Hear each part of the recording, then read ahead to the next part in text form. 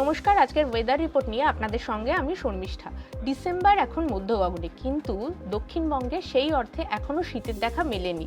এখনও কিন্তু দক্ষিণবঙ্গের কোনো জেলাতেই তাপমাত্রা 10 ডিগ্রি সেলসিয়াসের নিচে নামেনি। মানে দক্ষিণবঙ্গে শীতের ক্ষেত্রে যে সমস্ত জেলাগুলো পুরো একচ্ছত্র আধিপত্য থাকে, মানে পুরুলিয়া, ঝাড়গ্রাম, সেখানে কোনো জায়গারই তাপমাত্রা কিন্তু 10 ডিগ্রির নিচে নামেনি, বরং 12-13 ডিগ্রিতে ঘোরাফেরা করছিল। তবে এবারে যে রেকর্ড করেছে সেটা হচ্ছে বীরভূমের শ্রীনিকেতন, সেখানে প্রায় 11 ডিগ্রি সেলসিয়াসের ঘরে তাপমাত্রা নেমে গিয়েছিল। তবে গত 3-4 দিন ধরে যেভাবে তাপমাত্রা নিচে নামছিল, এবার কিন্তু তাতেও ছেদ পড়েছে, কারণ কলকাতার তাপমাত্রা কিন্তু 1 ডিগ্রি বেড়ে গিয়ে কলকাতার এখন তাপমাত্রা প্রায় 16 ডিগ্রি সেলসিয়াস হয়ে গেছে। এবং দক্ষিণবঙ্গের প্রায় সমস্ত জেলা, এমনকি উত্তরবঙ্গের জেলাগুলোতেও তাপমাত্রা কিন্তু স্বাভাবিকের থেকে 2-3 ডিগ্রি বেড়ে যাচ্ছে। কেন? কারণ উত্তর পশ্চিম ভারতে নতুন করে আরও একটি পশ্চিমী ঝঞ্ঝা তৈরি হয়েছে।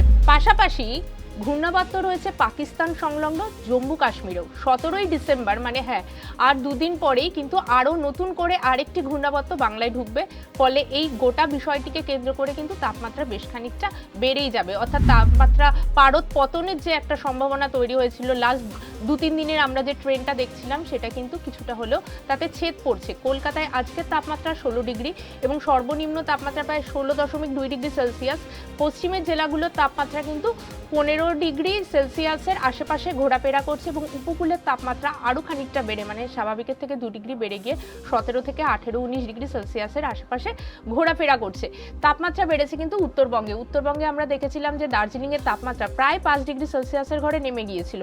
দার্জিলিং সহ এবং সংলগ্ন জেলাগুলোর তাপমাত্রা প্রায় এখন 7 থেকে 8 ডিগ্রি সেলসিয়াস এবং আগামী কয়েকদিন এরকমই থাকবে। পারদ পতনের সে অর্থে কোনো সম্ভাবনা নেই।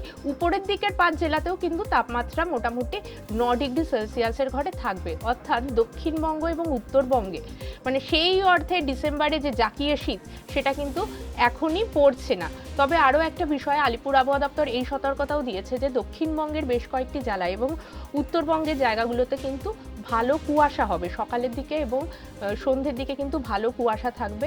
এবং এই কুয়াশার দাপট কিন্তু আমরা লক্ষ্য করতে পারছি কলকাতা বিমানবন্দরে বিমান ওঠানামার ক্ষেত্রে বেশ সমস্যা হচ্ছে, কারণ প্রায় দৃশ্যমানতা 50 মিটারের নিচে নেমে যাচ্ছে। ফলে বিমান ওঠানামানোর ক্ষেত্রে কিন্তু চালক সমস্যায় পড়ছেন, পাইলট সমস্যায় পড়ছেন।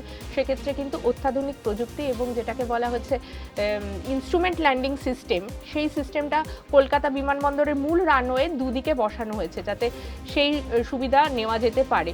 এবং বিমান চলাচলের ক্ষেত্রে পাশাপাশি হচ্ছে যান চলাচলের ক্ষেত্রেও কিন্তু প্রবল সতর্কতা অবলম্বনের পরামর্শ দিচ্ছে চালকদের ক্ষেত্রে। উত্তরবঙ্গে কিন্তু আমরা এমনিতেই শীতকালে দেখি যে এই ঘন কুয়াশার জেরে দৃশ্যমানতা এতটাই কমে যায়, ভোরের দিকে ভালো বেশ কয়েকটি জায়গায় দুর্ঘটনার খবর আমরা পাই। সেই ক্ষেত্রে যাতে চালকরা অতি সতর্ক থাকেন সেই পরামর্শ দিচ্ছে আলিপুর আবহাওয়া দপ্তর। আবহাওয়া দপ্তরের নেক্সট আপডেট নিয়ে আবারও আপনাদের কাছে আসবো। আপনারা নজর রাখুন TV9 বাংলা ডিজিটালে।